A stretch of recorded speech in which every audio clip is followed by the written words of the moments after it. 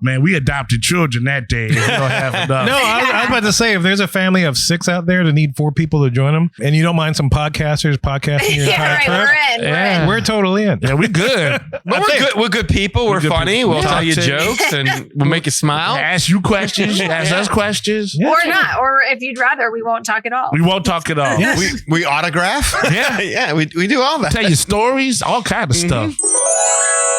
When I'm human, and I'm gonna blow my horn till the cows come home, and everyone's gonna bow down to me.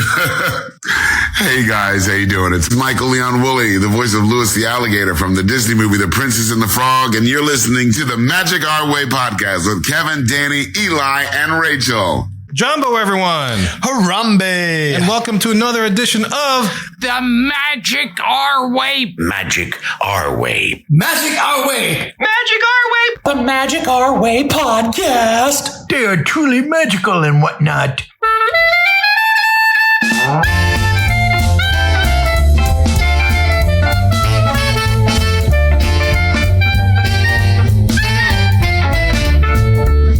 Asante Sana, everyone. You're listening to the Magic Our Way podcast from New Orleans, Louisiana. And on this show, we invite you to feel the libation. Feel it, feel it. We are artistic buffs and not artistic cream puffs. This is the show in which every opinion is welcome. MagicOurWay.com is where you can find us. For this show, we discuss the rumor of a Lightning Lane Premier Pass system. And look, this isn't your typical polish, practice, pixie dust, and Disney podcast. No way. We are not at the Oogie Boogie Bash at Disney California Adventure, letting you know that Kingdom Hearts Mickey had a wardrobe malfunction. That's right. Yes, that is exactly right. Apparently, when Kingdom Hearts Mickey came out, to greet guests, his pants fell to his knees. After which he quickly picked it right up. Caught on TikTok. Wow. And what did Janet Jackson have to say about this? she said behind it, put her hands in No, front she of said, hold my beer. Was Justin Timberlake around to put his hand over Mickey's nethers? No? Oh, no, I don't think so. Was it not so scary? It was a boogie. Okay. Oh. It was a boogie. It was a boogie for sure. Wow. Well, this happened to Lenny Kravitz too. But hey, we're not here to talk about that. We're just here to drink, talk some Disney, and tell you that when you encounter a lightning lane, you shall not fast pass. And after all of that, you listeners have the easy part. All you guys have to do is to listen up to what we think up while we drink up. My name is Kevin. I'm Danny. I'm Eli. And I'm Rachel. And look, the easiest way to support us is to book a vacation with Rachel, and a little piece of that comes back to support us. Also, please leave a rating and review on Apple Podcasts and or wherever you access our show, and make sure you like and subscribe as well as hit those notifications so you never miss an episode of the Magic Our Way podcast. But before we go on, it is Sunday, September 29th, and something I just want to bring to attention to all the Mohicans. We have the first iteration of the Roberge Bowl happening today, right in the second. So before we get to it, As we speak.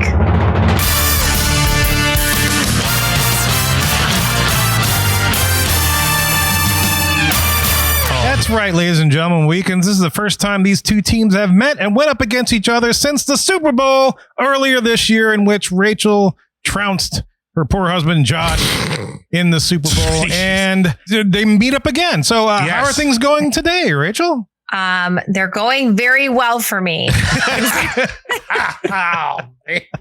Yeah. Right now, let's do a little update. Let's see. Go to my fantasy football. This app is here. September 29th, Sunday at 7:19 Central Time. So Yeah. 8:19 So we Eastern. haven't played Sunday Night Football yet, but I don't have anybody else playing today. I actually only have one more player going at all. He plays on Monday in the Detroit game. And Josh has 4 more players to go, but things are not looking great. He has a 3% chance win probability. Oh. People have come back from that.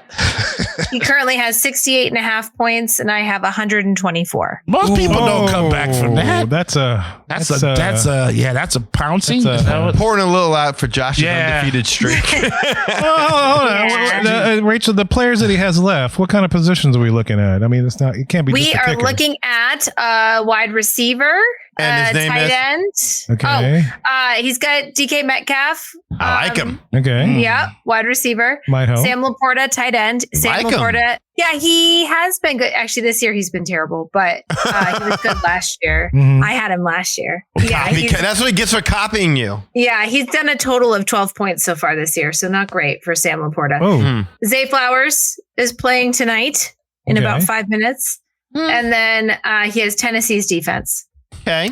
Ooh. Well, you know, Okay. hey. He could get close, but I don't know. 120. That's tough. Quite a deficit to overcome. Yeah, I can. I Yeah. mean, this has been a week when people went off that we didn't expect to go off. That's true. Maybe 30 points max. I might give one of those guys, but I don't see Not enough for 100 for that much. Not enough to if he pulls off 121, that dude gets a massive golf clap. I would say. Yeah. Don't see that happen. Round of applause for Yeah. sure. But he has been particularly salty. But I have been reminding him that every week this year he does this on Sunday. Like the scores start to come in and he's like, this is trash. My team is trash. I don't even know why I play fantasy. This is terrible. Every week. And I was like, you haven't lost yet. So like, relax. It could get better. It has gotten better every week. But then of course this week he's like, yeah, but this week I'm playing you. Well, You know what? That sounds like a loser's mentality to me. Gotta go against the just be a little bit more hopeful. I will say in around 4:00, maybe. So it was like after the 1:00 games, he was like, you know what? I'm over it. I'm over it today. I was like, okay. You just got to figure out little ways to remind them around the house, you know, like pass the butter, you know, kind of like I passed you in the scoring. Yeah. Like it just something, little things like that. Run to the store for Kind me. of like when the San Francisco defense took the pick and got a pick 6 in the first quarter of the game and made it really difficult for you to beat me. Just like that. Right. That's exactly what you need to do. Yes. Ooh, that was really smooth. That was like a good Yeah, I bourbon. know. It's been a little contentious. I wanted to do an additional wager on the week, but he did not. Wow. See, and that's why he lost. Because he had I was lack of confident. confidence. I was confident. And he wasn't. And that's why he lost. Oh, yeah, man. we'll see. Well, not yet.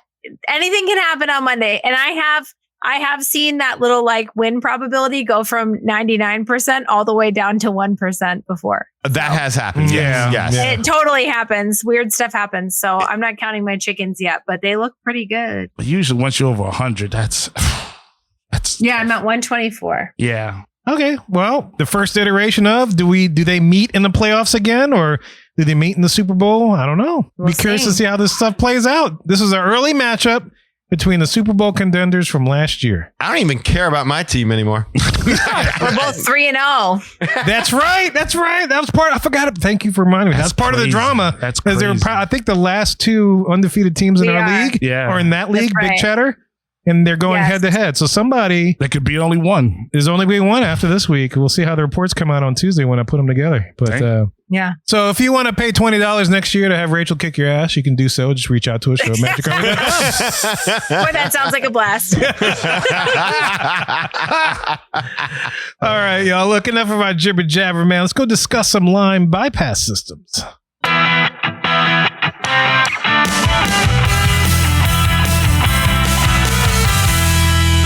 Welcome to the Hub, our main topic segment of our show. And as I mentioned in the intro, we are talking about that rumor regarding the Lightning Lane Premier Pass, or was what I guess the Disney fan universe is referring it to. And this is probably the latest. Well, if it actually comes true, this would be the latest iteration or version of a line bypass system that's been, in implementation for the past decade or so, 2 decades even. So this came out, and then the Disney fan universe has been talking about it. It was posted by Captain Cajun on our Magic Our Way Pleasure Island Facebook group, and they were talking about what their thoughts are about this Lightning Lane Premier Pass. But let me just give you a little idea of why this spurred this particular topic. First of all, let me talk about the Lightning Lane Premier Pass. Rumored only to be coming to the Disneyland Resort, but soon to be expanded maybe to Walt Disney World is what we're projecting. But essentially, it's supposed to be a system very similar in nature to Universal's Express Pass. You know, where it's like a one kind of fee kind of deal, and there's all these different kinds of attractions that go with it. Blog Mickey's still looking to gather more details about it, but that's what they're projecting this essentially to be. And that's the gist of their story. The story is not terribly long, but it did spur off a bunch of conversations about, if this is good or not.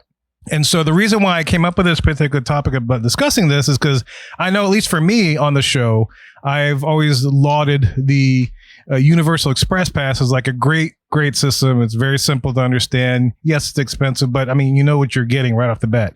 You don't have to do calculations or anything else like that. And so I've always maybe preached about, hey, I think this might be a good idea or whatnot. And then as the fan universe started talking, and I was reading a couple of things, I was like, I don't know, is this a good idea? Like, do we want this as Disney fans, Disney attendees?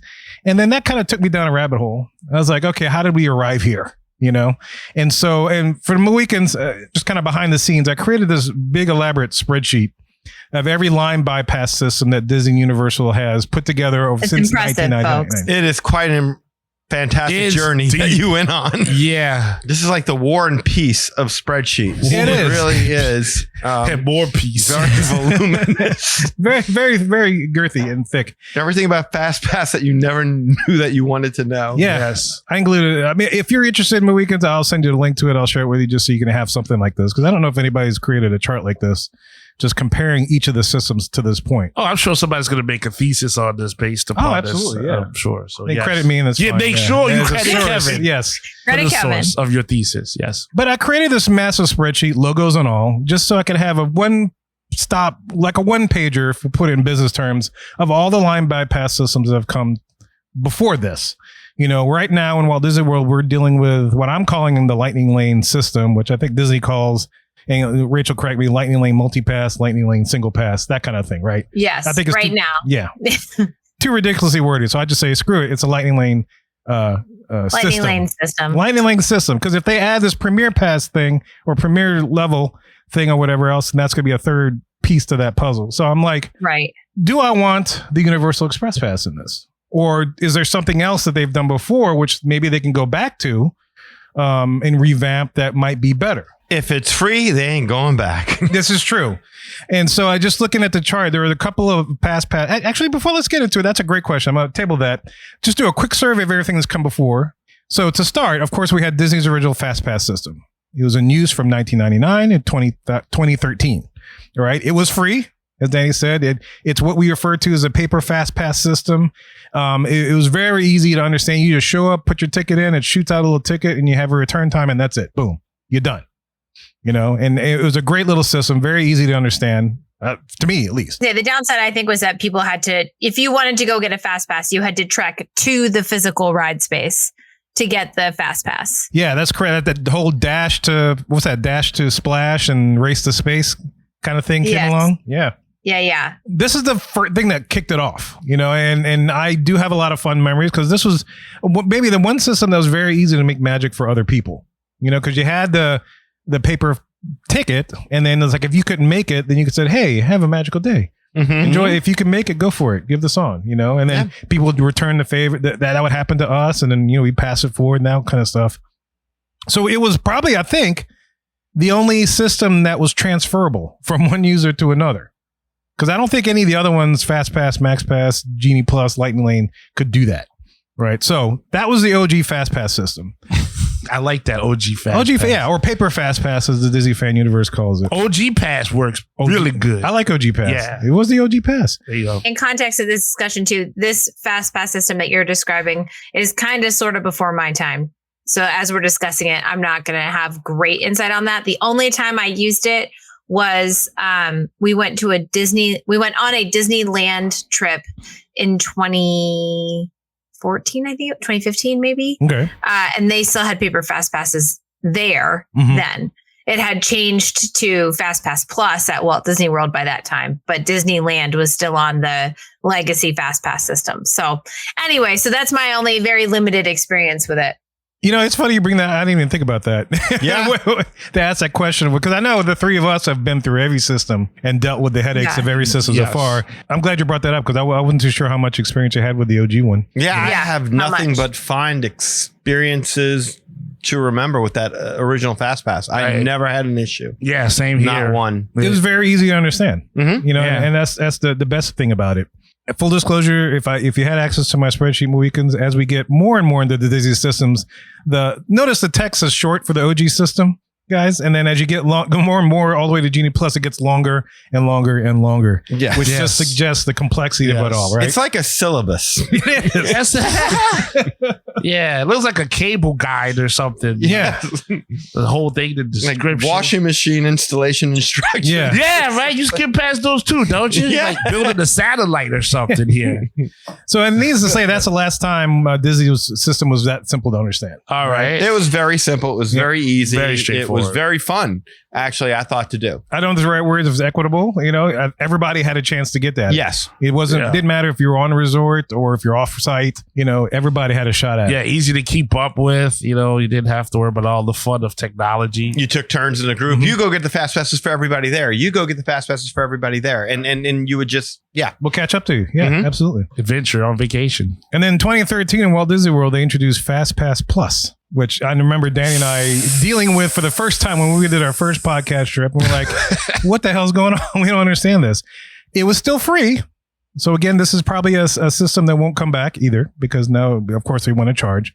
But this was a thing with you had the kiosks, and then they started having different perks for hotel guests where they could book up to 60 days before their trip, or offsite could only book 30 days before that. You could have was this the free to three? I think this was the free to three system, yes, right? it was the free to three system. So if you remember a long time ago on this, my friend Kevin, we came up with free to three because you have to free the first 3 initial fast passes before you can start getting others and stuff. You're right. But, and just as a side point, the system that they have now, a lightning lane, you can free 1 of the 3 and then you can start accruing. Yes. Whereas back then, you had to free all 3 and then you start accruing more. Don't forget tiering. Oh, yes. This is the first time you ran into tiering. Mm-hmm. Yeah, tier Not right 1s, away, tier but 2s. eventually. Yep. Yeah. So yeah, some parks like Epcot and Hollywood Studios, they had a tiered system for those rides, and some of the things were just like, why is it even in this tier? I remember this. Yeah. So right off the bat, from the OG system to the Fastpass Plus system, the Plus made it a little bit more complicated, you know? And so I don't have too many fond memories of this one. I hated Fastpass Plus with a passion. Yeah. It was, That was tough. to Otherwise navigate. known as, hey, make sure to get online at such and such a time. We can start booking your fast passes, and they're gone. Yes. Like, wait, what? I didn't even get, like, where's all the good rides? They're gone. God. There were people staying longer than you, and they're gone. Teared up thinking about it. now, Rachel, if I remember, you liked the advanced planning kind of aspect of this, right? I did. Yeah, I liked it. I had gotten to a point with it where I was really good at the system because this was free. So we could do it for clients because it didn't cost people an extra charge. So I could just kind of like dining reservations. Now I go into clients' accounts and I make their dining reservations, 60 days ahead of time, and the reservations don't cost anything. So we can go ahead and do that.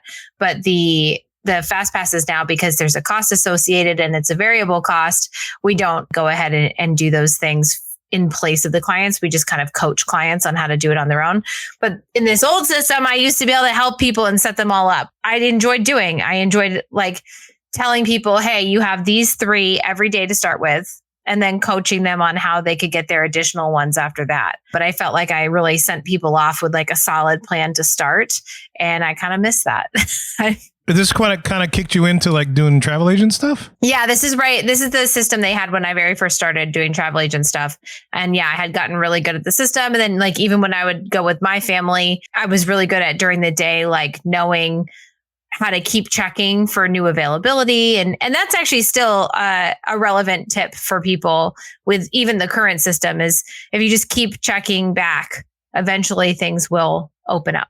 So that was what I used to do to make Fastpass Plus be effective as well. Yeah, that was the other part of it that I didn't like. It ushered in the era of always being on your phone. Never looking around, never seeing the sights, never taking in the atmosphere, constantly on the phone, refreshing, trying to get the better time, the better ride. This is true, yeah. Yeah, because the OG system was all paper. You didn't need technology.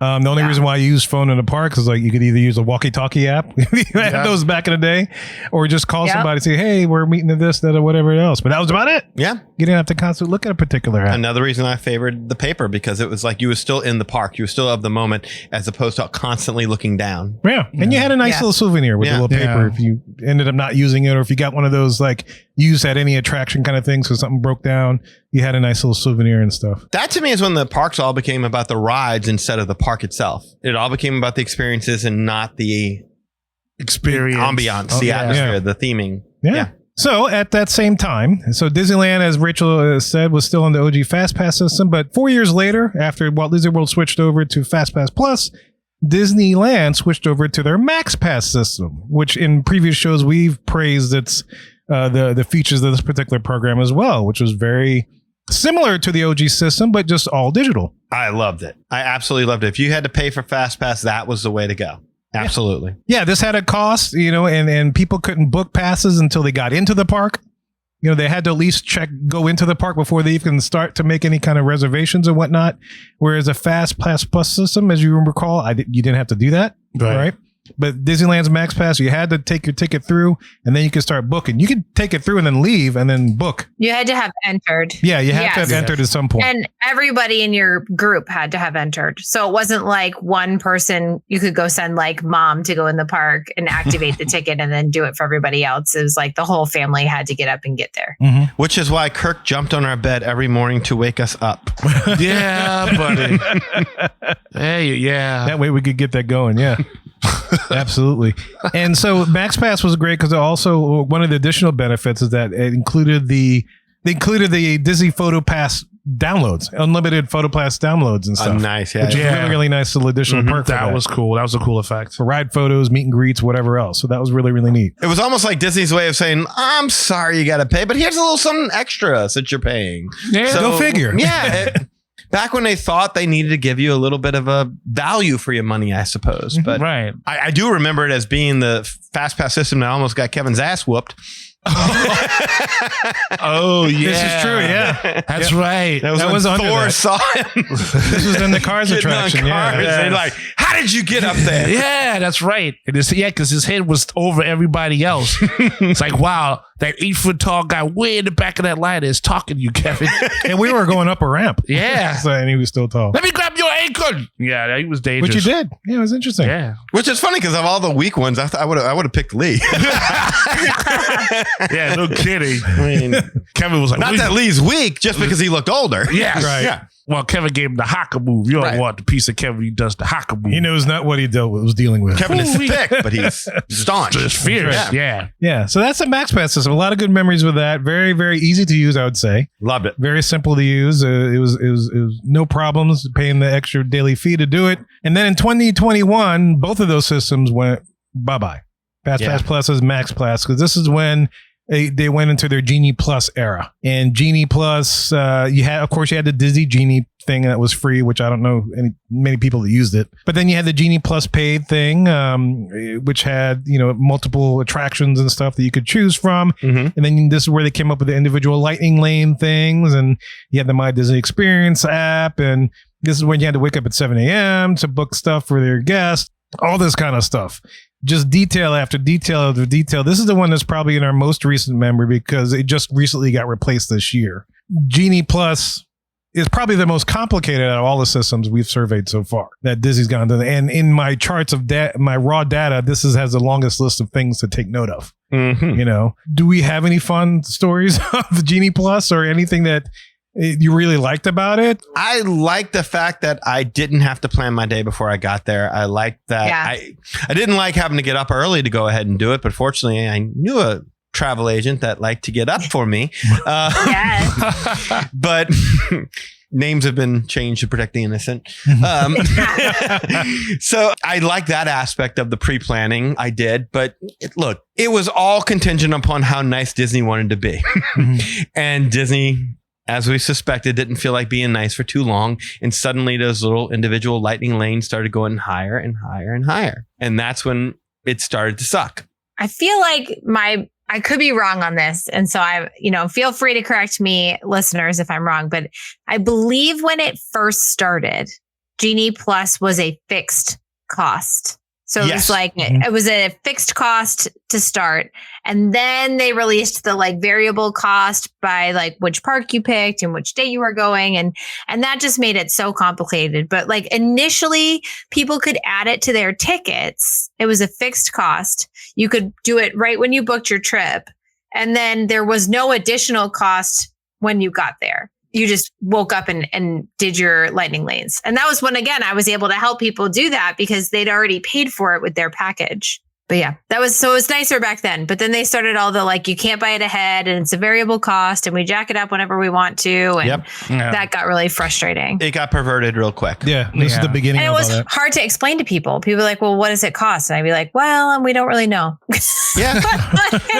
Sorry. Yeah. When do you show up? What time? Yeah. They made it very complicated. And you also had the option of paying just straight out for the better rides, which I liked. But you also had the option of entering into, what do they call it? The queue, virtual queue. Yeah. Exactly. So you had that as well. So that way everyone got to be sure that they experienced a premier attraction. Right. And virtual queue is still a thing. Yeah, it is. I'm not saying it is. I'm just saying that was a good memory of it for me, is that you had two bites at the apple. You either got it for free or you could go ahead and pay for it if you weren't one of the lucky ones. And that's what I like about it, is that if you're going to Disney and you want to see Tron, you should be able to see Tron.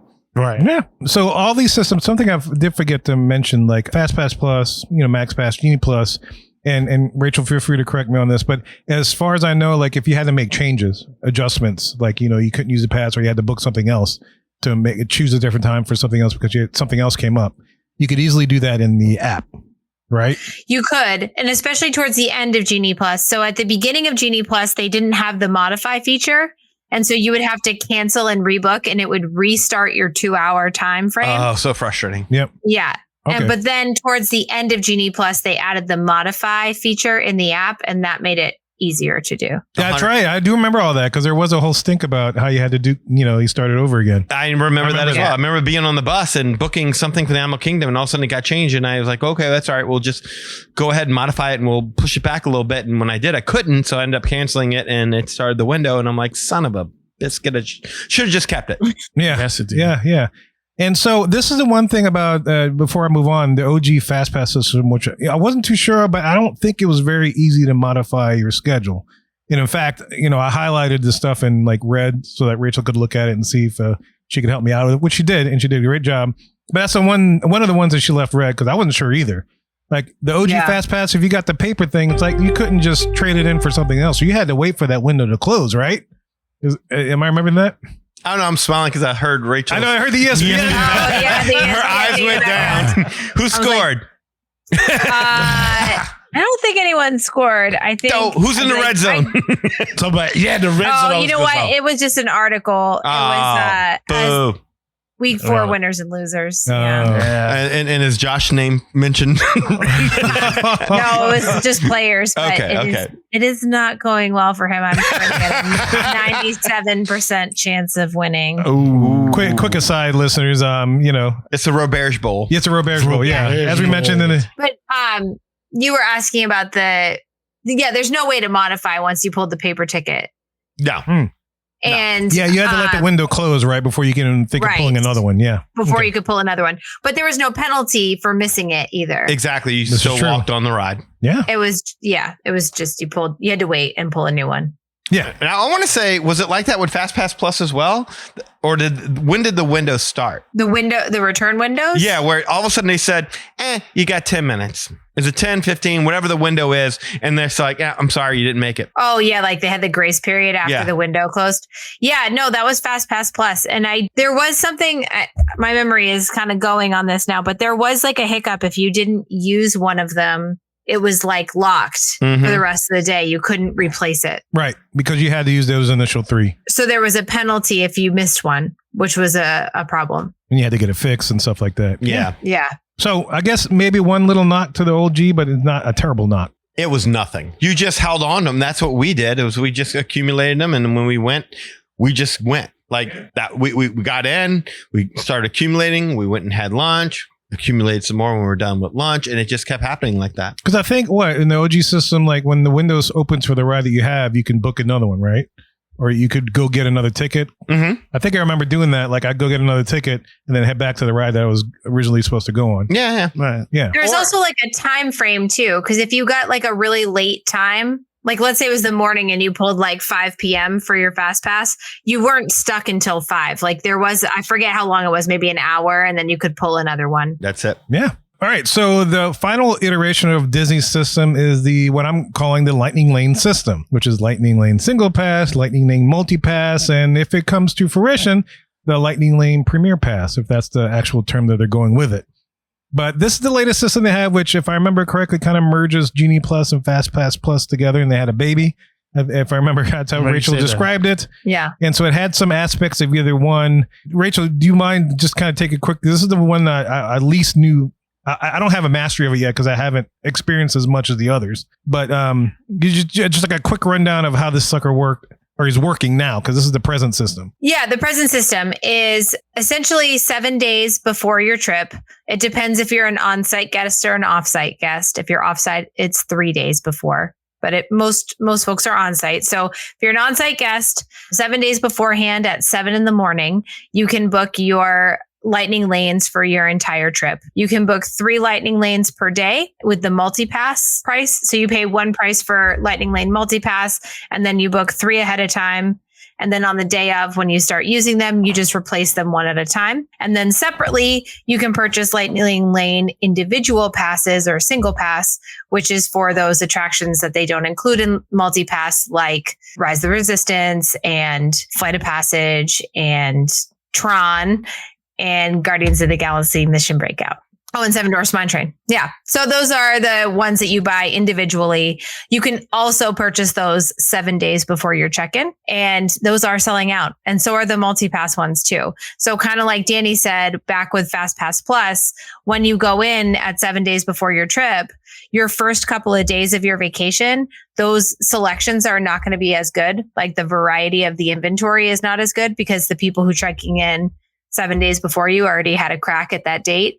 And so you want to push your days in the parks where you're going to want to ride popular attractions like Tiana's, like Slinky Dog Dash. You're going to want to push those parks towards the end of your trip so that you have the best selection when you log in 7 days beforehand. So it has a lot of the things about Fastpass Plus, like that system. It's very reminiscent of Fastpass Plus, except you book closer to your trip date, 7 days, not 60, and it costs money. But it has the tier system and all of that stuff. So it is very, very similar to Fastpass Plus with a few small changes, and it costs money. I think we said it on the show. It's worst elements of Fastpass Plus combined with the worst elements of Genie Plus. I haven't used it yet, but I will in November, at least one day. And I am looking forward to getting a sense of it. I feel like I have a good sense of it, just like working with people who have used it. And I think people actually have been happy for the most part with it. Oh, good. Okay. The same day availability has been pretty good. Like Disney's been adding inventory on the day of your visit. So there are things that pop back up available. People have been able to get the things that they want for the most part, and they've been able to book quite a few things. My biggest and best tip for the current system is, again, pushing your attractions that are really popular towards the end of your vacation is a good tip.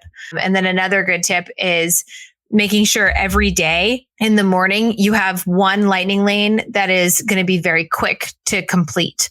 So you'll have like 9 o'clock in the morning, Spaceship Earth. right? So you're walking in, Spaceship Earth is right there. It's 9 o'clock in the morning. You're riding it. And now you've freed up one of your lightning lanes to book outside the tier system right away, first thing in the morning. Rachel, don't give away all your tips. Yeah. I know. Well, I'm just saying. Save some of them Give for them when they juice. book with you. Like you got to entice them to book. Give them one tip and then save the rest. Well, we could put some of that on Right. YouTube, split that up. That's helpful too. There you go. Yeah. Well, yeah. And I'm telling you, those, like, I could give people tips until I'm blue in the face. There's so much information to take in that you really need somebody to help you through the system. That's a coach, because it's just, there's a lot to learn and a lot to take in.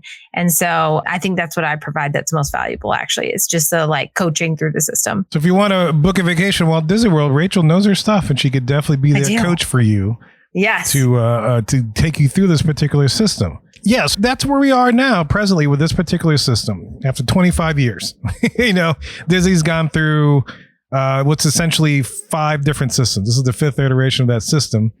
And if they add this Premier Pass piece to the Lightning Lane system, then that's going to be supposed to be reminiscent, as the rumor goes, as the Universal Express Pass system. Mm-hmm. Which out of this entire time that Disney's been doing these changes, Universal's had that one system.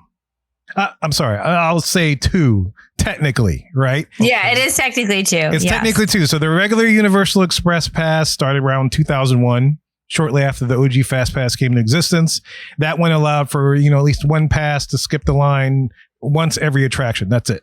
And then around 2005 or so, the dates are a little shaky. Still shortly after the OG Fastpass, and after they released their initial system, they came out with the unlimited Universal Express Pass, which means you could go on it multiple times for even higher fee for every attraction. You weren't restricted to once a day on that particular thing. You could go as many, like if you want to ride Men in Black 5 times in a row, you could, and for all that same price.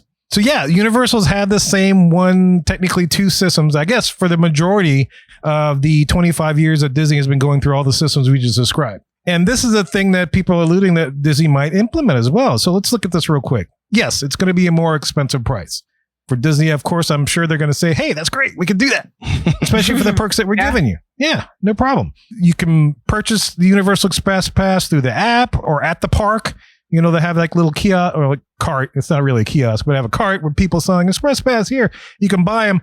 Or you can do it online while you're buying your tickets. You can also add it there. Or if you book through not deluxe, is it Premier Resort? What do they call it at Universal? Yeah, Premier. Premier Resort. It comes with your reservation. The limited version comes with your hotel reservation, which is great. Unless you're going to Epic Universe. Oh yeah, Epic Universe is, we don't know that one yet. One thing to know about the booking Express Pass, though, is Express Pass uses variable pricing. And it's not just variable based on date, like at Disney. It's variable based on date and also current sales. So as Universal starts to sell more and more Express Passes for that specific day, they will increase the pricing accordingly. Like an airline flight. Right. Yeah. So if you wait to buy it the day of when you're there, it's going to be the most expensive possible price. So it's best to buy it as early as you want it so that it'll be less expensive. And so what's the trade-off with that, right? You think about how the system works. There's no bookings needed. There's no advanced things that you have to do. No advanced reservations. You could just walk up to the particular attraction that day and go into it. If you got, park-to-park tickets, which is their version of Park Hoppers, you can definitely use it either one, right? No problem. Easy peasy. There's no time slots. There's no return windows. There's no ride restrictions. If it has Express Pass, you can go on it. The rides in this system don't run out. It's the amount of passes that they sell per day that runs out. Right. Yes, it does. It is limited, although arguably so is Lightning Lane Multipass. It has sold out before. So both of those systems are common in that way. Yeah. But outside of that, kind of like the OG Fastpass system, this is Universal Express Pass system is pretty flexible. You're not stuck to a return window. You could show up to it if you happen to be in a particular part of the park and they got Express Pass, you can go right on that attraction. And for the most part, I don't know if I'm missing any other details, but as far as major details, that's it. That's all you got to know about the system. And so here we are with a rumor that Disney might be implementing a level called the Premier Pass that could be similar to this. What do y'all think? Do we like this plan? Yes. No muss, no fuss. Yeah. It's the difference between a la carte or getting the buffet. That's a great comparison. You're right. I was surprised when I read this news story, and it hasn't happened yet. So I called it a news story, but I guess it's a rumor story more. I was surprised that Disney would do this because I feel like it would poach their VIP tour bookings or business. Because that's essentially what VIP tour is. And so I was like, oh, I don't know why they would want to sell a version of VIP tour for less money. They make so much money on VIP. Did you not have to pay the employee to do the tour, maybe? Well, they wouldn't have to pay the employee, but I still feel like it would be less lucrative than what they're making on VIP tour.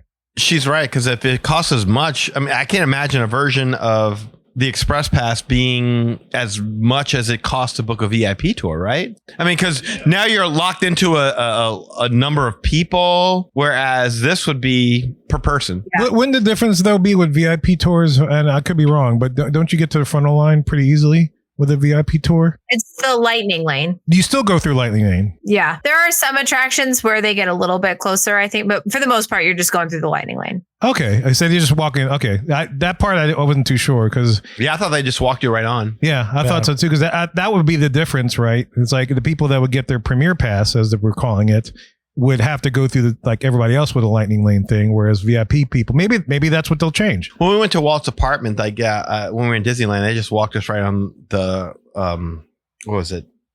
Peter Pan. I think it was what it was, and but Peter Pan in Disneyland doesn't have any kind of Lightning Lane or anything like that going on. Right.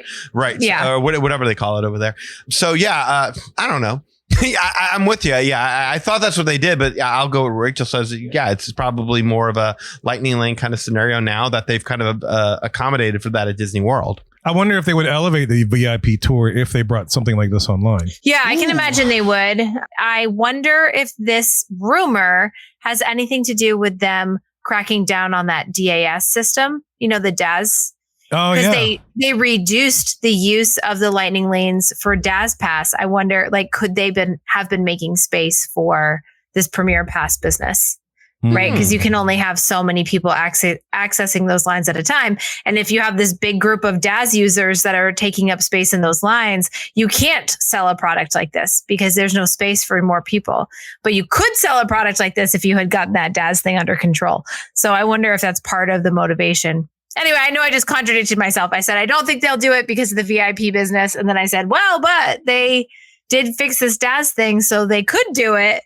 So I don't know. But and then maybe if they did a version of the Universal Express Pass for Disney World or whatever, you could go ahead and make it in such a way to where when you use it, it's not necessarily like the VIP thing in the sense that the VIP thing is so lucrative. It's so expensive. Mm-hmm. Most people aren't going to do it. Right. So if individuals do you'll get more people doing it, which will make up the cost of what you're losing. Of the few individuals that are willing to do the platinum tour. You get more numbers as opposed to trying to alienate the general public. And then maybe with the plaid tour, you include a lounge or two and stuff like that, and you make it sound a little bit more catered to more. Yeah, exactly. Catered to more towards the rich. It now includes dinner at Club 33. Well, maybe probably not. Right. But free Disney Plus. There are always going to be clients that will want that elevated experience with the personal guide and all that jazz. There's always going to be a market for that. I just think there will be maybe less of a market than there is now because a lot of people are booking those VIP passes for unlimited Fastpass. Okay. And wow, it's unlimited? I thought it was only for a couple of hours. Well, yeah, right. It's for, I think it's a minimum of 6 hours though. Wow. For most of your day, yeah. Yeah, wow. That's your time. That's your time. So the VIP is essentially unlimited. Yeah. Oh, I didn't think about this. Now that I just said it, what if the Premier Pass or Disney's version is like the regular Express Pass, where it's like once a day and that's it? Right. It's not unlimited. Yeah, it could be like that. Where they differ maybe that's how they differ the VIP. Rachel, out of curiosity, how much are the VIP tours? Do you happen to know off the top of your head? They vary by day. Actually, pretty frequently, travel agents will post for each other prices that they've found for clients for upcoming dates. And it's a 7-hour minimum. I misspoke, 7-hour minimum, not 6. Wow. And I knew I was close, but yeah, so 7 hours. And so from the end of October, I have prices from October 23rd all the way through November 13th. So that's almost a month. The least expensive day is $600 per hour. For 7-hour minimum. For a 7-hour minimum, so that'd be $4,200 total. For how many people? It's a maximum of 10 people. Okay. No. Exactly. So it's like $420 a person. No. Okay, $420. Oh, yeah. But if you're saying Express Pass is $200 per person, then it's double the price of Express Pass, but you have a tour guide. And if you're hopping, you can do backstage entrances and you get transportation. Yeah, for rich people. I was going to say, where do we meet Bob Iger with these prices? Yeah, sure.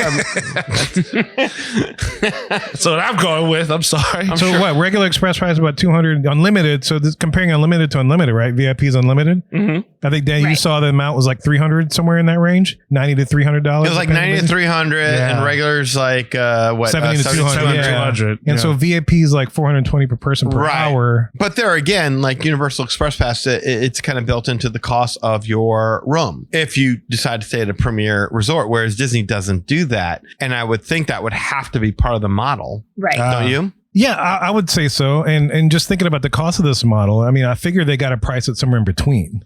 It won't be any less than what Universal's charging, right? No. It can't be any less. Not even close. But, according to Rachel's point, it shouldn't be any more than their VIP stuff unless they decide to bump up their VIP things. So I imagine the price would be somewhere in between. Okay, yeah.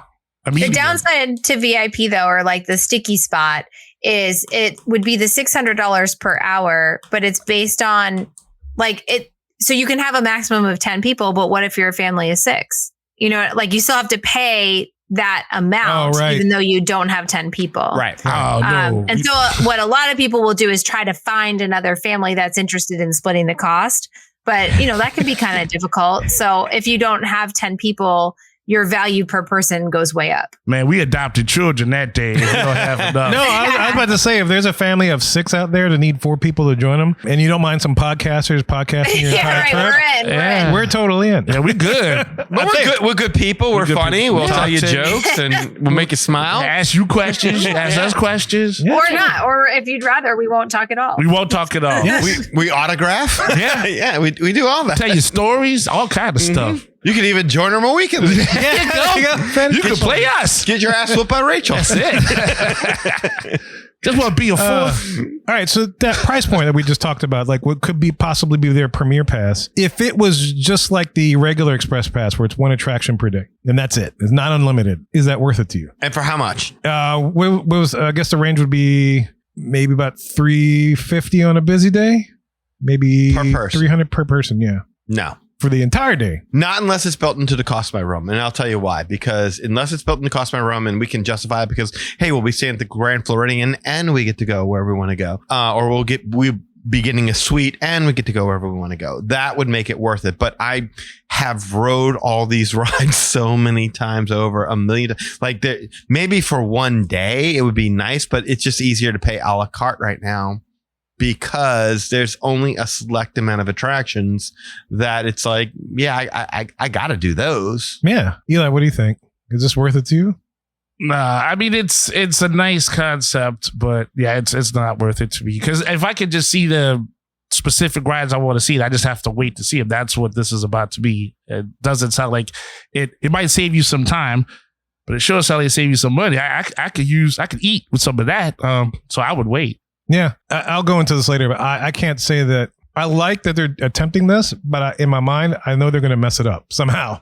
And I have a couple ideas. We'll talk about in a little second how I think they may mess this up where it's a little bit different than Universal's. Mm-hmm. But I do want to get to our travel agent, Rachel, and see what she thinks about this. Knowing the numbers that we just talked about, is this something that you'd like to see happen? There is definitely a group of clients that I have that does not want to pay for something as expensive as a VIP tour, but does want to walk into Disney World knowing we're going to be able to ride whatever we want to, and we're going to be able to ride everything. And so I do think there is a market for this for sure. Like those people who are, and I have them. I have a lot of clients who are like, this is for real the only time I'm taking my kids. Like, I want to do it this one time. I want us to get as much as possible done because we're not going back because I hate this and I don't want to go.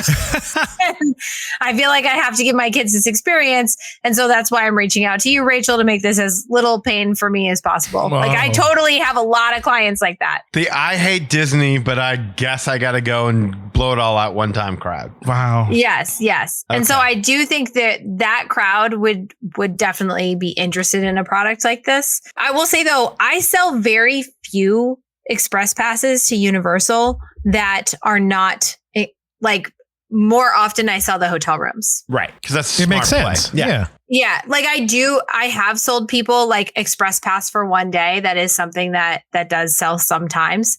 But most of the time when I quote people the price for express pass, they're like, no, I don't want the ticket just the express pass. I'm like, no, that is just the express pass. Right. It's actually, and a lot of days, if you're looking at unlimited express pass, the express pass is more expensive than your admission ticket. And just like mentally, people really don't want that. No. They're like, why am I paying more for my ride access than my admission? So that's a challenge. Okay, so I'm booking Universal. I'm not sure how many times you've done this. I'm booking Universal and I want to go, but I'm not standing in the room. And I'm like, okay, I want to book the Universal Express Pass Unlimited. $90 to $300 is a really big range. What is the most important factors in making sure you're closer to the 90 and not as close to 300? Is it how early you book, how far out you book? Is Time of it year, maybe? time Yeah. of the year? Yeah. What are the factors? It's booking early and it's going in like September when no one's going. Like right now. Yeah. Hey. Although even at this point, you're a little bit late. Yeah, I got a day. Oh, okay. Yeah. Call now. Yes. Operators are standing by. But yeah, actually 90 is like a steal. I've not seen it that low. I was going to say me either. really like In a long time. Right. Yeah. Yeah, I don't know that I've ever seen it that low. I would say 90 is about the cost of what you're paying for it if you do it with the hotel room. Yeah. And You know what I mean? So like if I quoted you a value room and then a premier room, the difference in price per person is going to be about that $90 per night. And so that to me is how you would get the express pass for that price point, is by booking the hotel room. I could see that. It's not as painful for sure. Mhm. And I know this from experience. Because like usually I'll stay at Disney resorts. You know, I'm DVC and stuff, so I'll stay there and I'll just do maybe a day at Universal. But then, you know, when I show up, it's like, oh, I'm gonna add the unlimited pass, just because, like, you know, we're only here for this one day. Let's knock it all out. I get hit with that price tag, and it's like, it hurts. But then when I travel back with my family and I book one of the premier resorts and stuff, it didn't feel as painful. yeah, like, look, if we booked, if Disney did come along with this option, if you booked it, I don't know, 6 months out, the price for this was $200 a person. Fine. Me, my wife, and my daughter, we would pay the $600 for that one day and knock it all out. If it was unlimited or Unlimited. Yeah. Like, well, I could park hop and I can go to Magic Kingdom and I make sure I hit every new ride there. I go to Epcot, hit every new ride there, Animal Kingdom, every new ride there, on and on and on, and then knock it all out and just boom, one day, $600, total amount of people. I would do that if I had that kind of thing. And then I guess if you book the month of, then yeah, you're closer to the $500 range or $400 range, whatever they're going for at this point, I suppose. But yeah, I could do that. what if it was like not the unlimited, but like the regular one? Like you can only do. I would be one fine with attraction. that as well. It sounds like that would be okay. too. yeah, I would again, $200 fair for me. That you would pay on top of your ticket. Yes. Okay. Yes. Okay. Because that's one of the things I was curious is like I feel like Disney would mess us up by that not including it into any kind of deluxe resort pricing. Like they wouldn't just give that to you. You'd have to pay something extra on top of that. But keep in mind, like, I'm a niche kind of audience. Like, I've been there so many times. Whenever I go back, there's only a certain set amount of things I want to see. And 90% of it is just being in the world. Going to Narcoossee's, going to Enchanted Rose, going to Ohana, going to the Tambu Lounge. Having the flexibility to ride those, yeah, makes sense. pool days, having Typhoon Lagoon. Those are the things that are going to mean more to me than, oh man, we got our express pass. We got to hit every ride in the Magic Kingdom, even though we've already done them all. Yeah, this is a whole separate problem, but I was just talking to a friend of mine. We're looking at the Jollywood party at Hollywood Studios in November. They just released the foodie guide for it, and there's a ton of food and drinks that look incredible. And I said, my only problem with this party that we've paid for is I paid for this party ticket, and I feel like I really am just going to this party to have access to pay more money for food and drink. I'm like, I'm not sure what I'm actually experiencing at the party that I'm excited about. But I am excited about buying more food and drink. It's like, that's what they're excited I don't about. know they're excited about that too. But I feel like Disney's really figured me out. It ain't just you. Anyway, but yeah, so that's a whole separate issue. But yeah, I agree with you, Danny. It's like, at some point it becomes less about doing the rides and more about going to the parks and the restaurants and experiencing those things, which unfortunately cost more money. But Right. I guess it's money you're not paying on Express Pass. 100%. Yeah, that's fair. Yeah, so that's our, I guess, technically kind of historical overview of every line bypass system that's hit Disney and Universal, but also the projection of what might become the Premier Pass, or Lightning Lane Premier Pass, I should say. I'm curious to know what you Mohicans think. Do you like this? Actually, before I forget, I said that, and I was like, I wanted to read the stuff that some of the Mohicans posted when we had this in our group. Okay. So here's a couple of reactions. Yeah. So there wasn't a lot, but a lot of the major players in the Mohican universe or tribe chimed in. Yeah.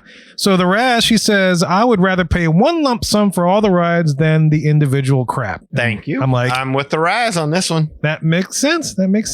Austin, he says, fortunately, yet also kind of unfortunately, I haven't had to use any system because I've been able to use a disability pass. Well, I hope the Raz is able to still experience that. Well, she responded to us. She's like, do you still qualify? I don't, and it stinks. Oh man. So if any listeners were listening from when she came on the show talking about her thing, Nah. we probably have to get her back on just to kind of see how things are going and stuff and with that. So that's basically it. She just answered our question. She'll be like, I'm angry. Yeah. Tell y'all. And then Eric G, or Heat Big Sweats, as we know him, he says, I personally think that they should make it crazy expensive and get rid of all other Lightning Lane / Fast Pass. So that makes me want. I'm curious to know what that price point would be good for you. I'm curious to know how that would go. I kind of like that. Just scorching. Yeah. Just we're going to scorch the earth. Yeah. Scorched earth. Exactly. Yeah. High price. And finally, Drake L, or our Mohican custodial cast member, he says, I know they be up in their board meetings like, quote, you know what we haven't messed up with lately? Fast Pass. Yeah, let's switch that up again. They definitely have messed with that lately. You know what time it is? Right before the Christmas party. It's Fast Pass Ruin Party. Let's get it to it. It's been 2 years. Oh, wait. Couple months we just implemented. Let's screw it up again. Hey. It's like Frankenstein, Bride of Frankenstein, Son of Frankenstein, Curse of Frankenstein. Frankenstein's cousin. Yes. It doesn't stop. Keeps on coming. Yep. Yeah, but look, all Mohicans, man, we want to hear your thoughts. Those that haven't chimed into the Facebook group or maybe missed that post, because it was a couple of weeks ago. This has been around for a while. People are still kind of talking about it or thinking about it, what could be, what might not be. We want to hear your thoughts or opinions on this, and we're about to tell you how to do that in just a little bit. Well, y'all, we hope you enjoyed that discussion of all the line bypass systems in the past maybe half a decade or so, whatever. Look, we want to hear your opinions. But first of all, if you want to learn more about us, go to magicourway.com. There you'll find our social media links and past episodes and more.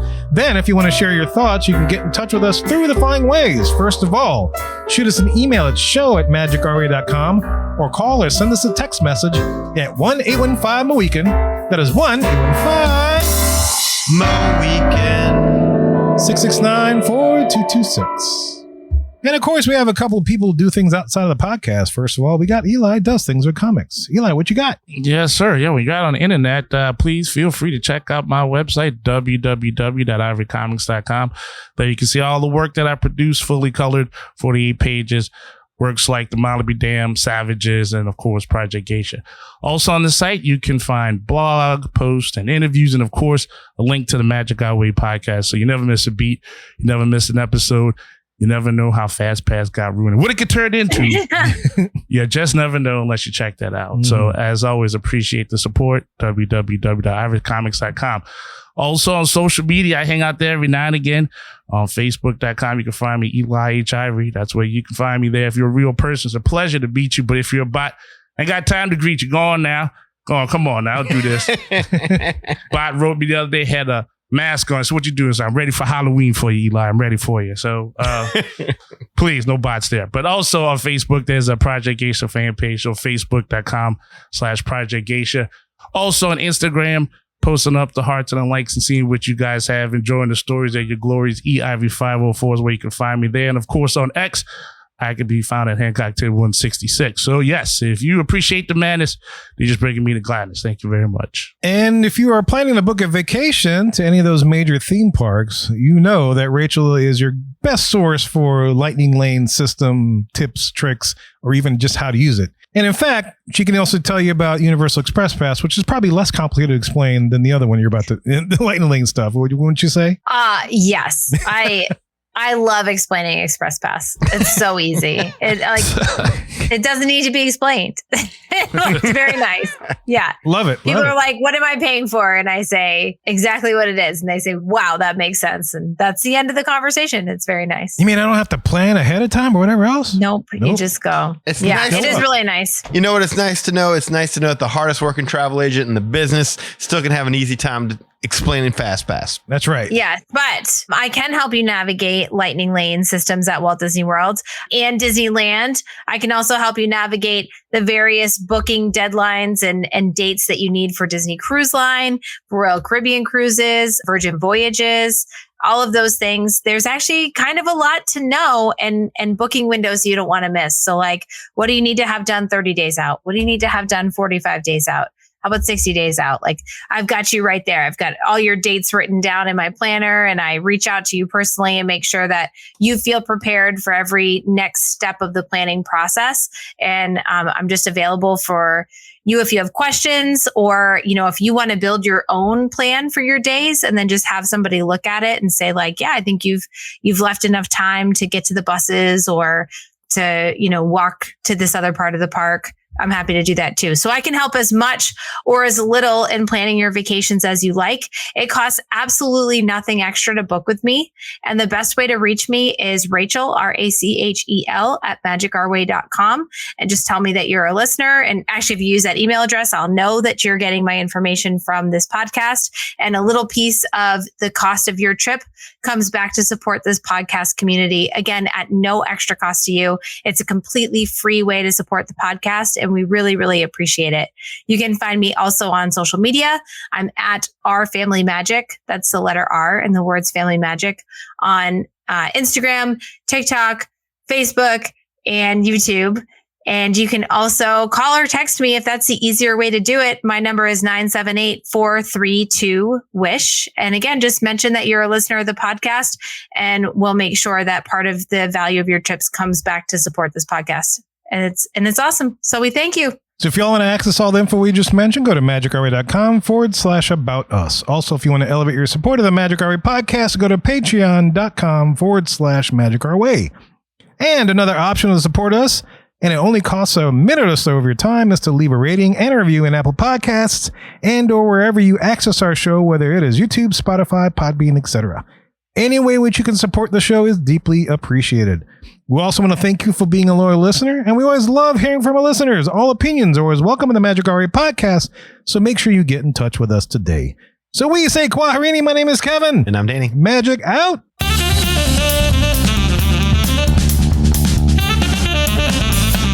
All right. Nachos are on plates. And yar. Bye.